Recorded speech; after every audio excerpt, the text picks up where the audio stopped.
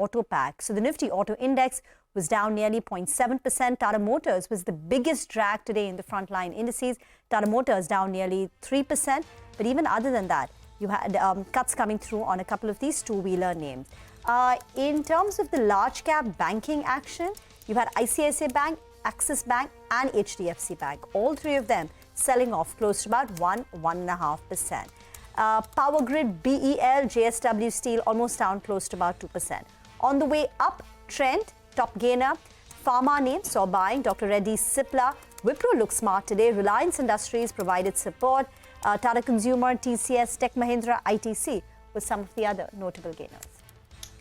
Well, that's right, Reema. In fact, some of the stocks that moved big time in today's trading session on fairly large volumes. If I look at some of those names that should come up for you on the screen today, you had Enviro Infra, the one that's recently listed. Well, that one came in for profit taking. Remember, it listed, I think the IPO price was 160 rupees odd.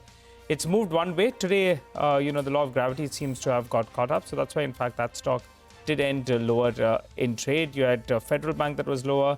Sambadana Madison, actually, the stock was moving quite well today. That as well came in for some profit taking. And NTPC Green has corrected more than 10% from its recent peak.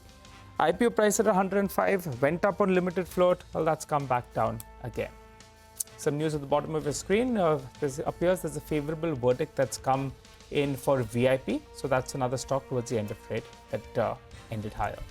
We'll wrap up this edition of Closing Bell. You don't go anywhere though. We have markets.